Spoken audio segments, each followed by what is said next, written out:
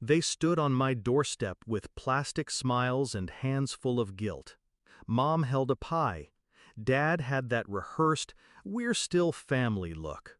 I didn't yell, didn't cry. I just looked at them and said one sentence.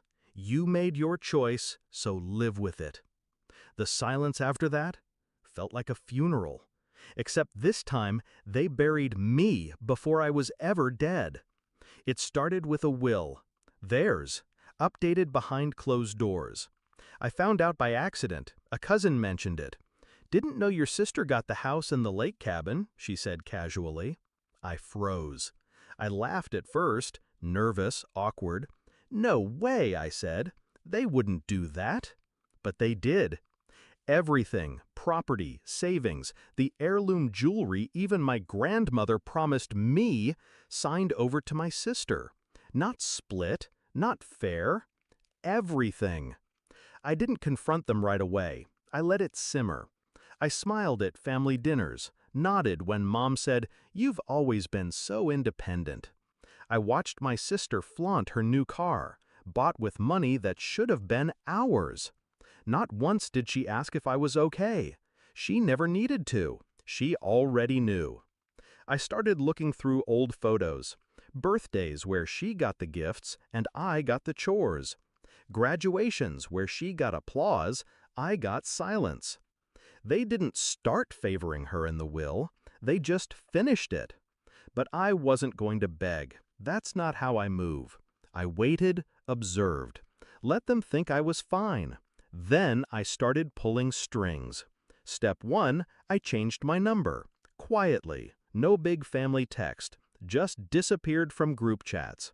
Step 2, I closed my side of the shared bank account they helped me open in college, one they'd quietly continued using.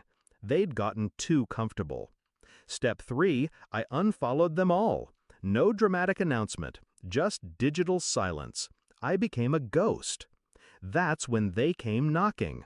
A week after I found out, like they felt the shift, like my distance suddenly threatened their control.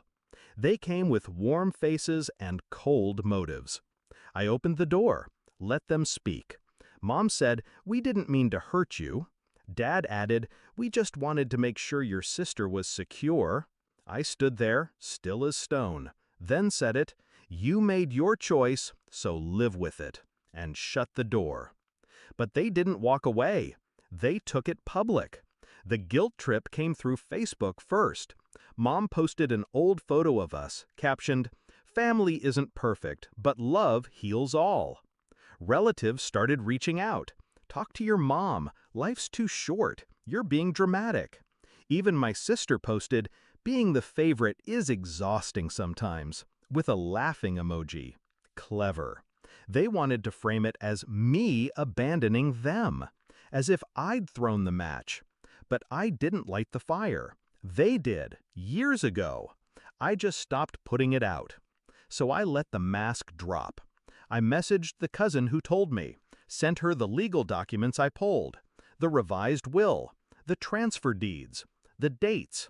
Then I sent screenshots to my godmother, the one who helped raise me when Mom needed a break.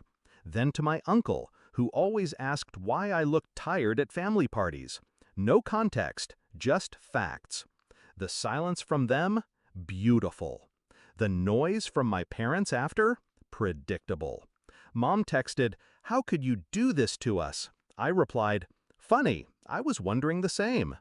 The phone stayed quiet after that, until last week, when my sister reached out, said she didn't ask for any of it, said I was hurting Mom's health, said I should just come back. I almost laughed. They gave her everything. She can carry that, too. Sometimes revenge doesn't need fire.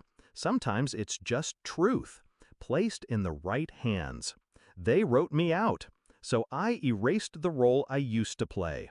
The loyal daughter, the peacekeeper, the afterthought. Now, they get to sit in the echo of their choices. They gave her everything, and now they get nothing from me. Not my voice, not my time, not my forgiveness. Justice doesn't always look like courtrooms and cameras. Sometimes it's just a closed door and the sound of someone walking away for good.